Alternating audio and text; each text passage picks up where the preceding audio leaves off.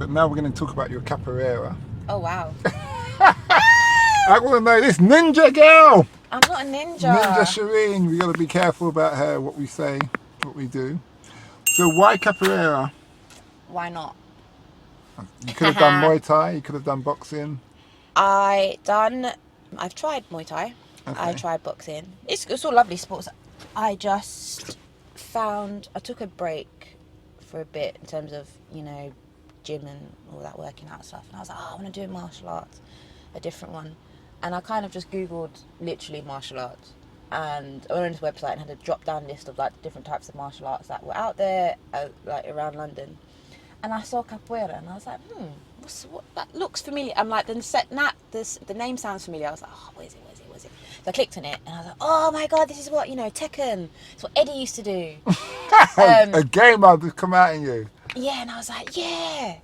And I was like, okay, I need to find somewhere. I was like, you know what, let me try it because it really is stepping out. Imagine no one done it with me. So really stepping out to do this by myself. Mm-hmm. And I found this school, a reputable school, been there since 1988. Do you want to give the school a shout out? Yeah, London School of Capoeira in Finsbury Park. So you're travelling quite far. You live up this area. Yeah. So, it's in Finsbury Park, North London, 122 Leeds Place. If you ever want to come by, having a lovely class. We've got Battezado coming up, so that's like a graduation. So you get to see Capoeira live in action, as well as me get my new belt. Yeah. What belt are you now? It doesn't follow. It doesn't follow like black, white, like karate. It follows Brazilian colours and confederation. So, my next belt. Ooh, I've forgotten what the colour is now. Yellow and green. So how many stages are you up now? 2, So 3? this would be my 5th belt. Ooh. But I think there's 10, 11 in total. So you're halfway. Oh yeah, but there'll be years between the next few. So we've got a semi-ninja in the car. Okay, look at her. She's so modest. If you can see that smile of hers now, she's got a priceless smile. Yeah, I'm a semi-ninja. Okay, what have you learned about capoeira that you really wish you knew when you started?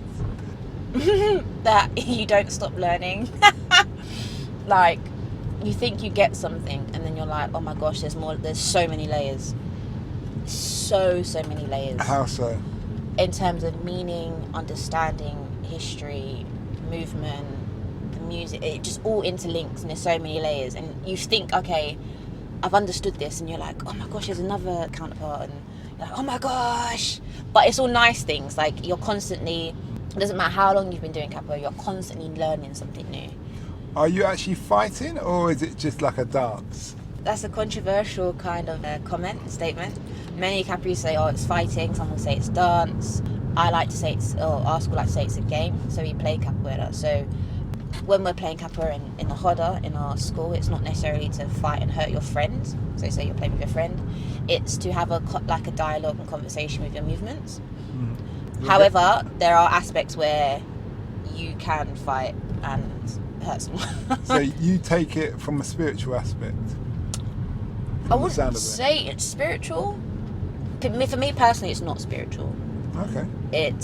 I'm still finding out what that is for me at the moment, because there is so many layers and I'm finding out something new constantly. Like, is it more of a physical thing? Is it more of a mental thing? So I wouldn't say it's spiritual. I like to connect with it because it's black. It's come from black people. Mm-hmm. It was for black people. And that's one of the histories that I love about capoeira, is that. Have you been to Brazil? I haven't yet, no. You must go, it's a beautiful country. Yeah, I do want to, yeah. How long have you been doing it for? 6 years. Impressive. Not long. You're very committed, though. And I can see the drive because of the gaming and your excitement in your face when you mentioned that. Yeah. And all of those things. Have you ever kicked anyone then? Not on purpose, by accident. So that kind of answers my question. But it wasn't intentional. Yeah. If the person, so for example, we call it an esquiva, so like you move out the way basically. An escape. Yeah, you do that thing, innit? Yeah, so if you don't do it, as when you see the kick coming because you're not paying attention, and you get kicked. Oh. It is what it is. Okay.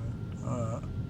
So anybody who's interested to join, what are the things that you would advise them to be, or they must know? Just be open.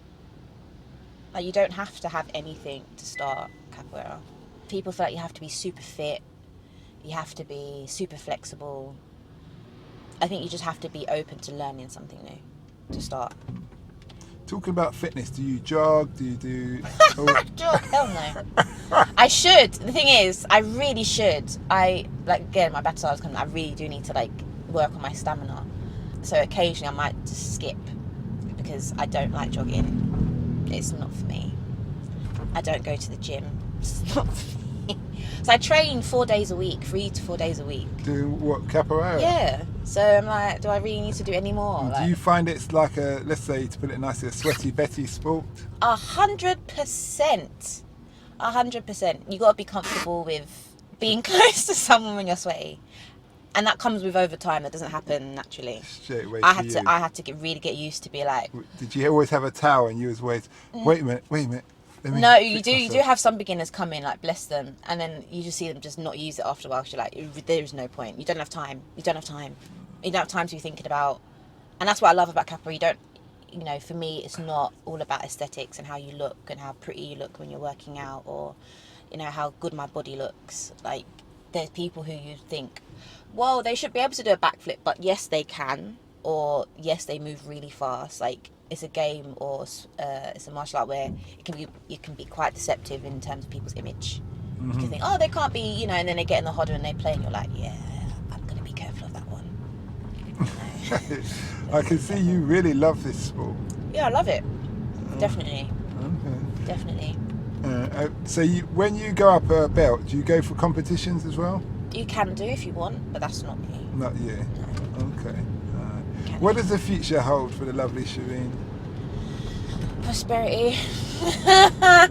happiness, and peace. That's what the future will definitely hold for me, and that's what I want. Okay. So, remind us where we can find this capoeira place that you attend. So it's called the London School of Capoeira Haranza. It's in Finsbury Park, 1 to 2 Leeds Place. So it's in North London. If you ever want to start, I would recommend it. The maestros are lovely. They're from Brazil, and they're a family. And it's one of the first schools in London. Okay. It's one of the first capoeira schools in London. Well, thanks a lot for that. You're welcome. And we wish you well. Thank you. We hope that episode enhanced your life.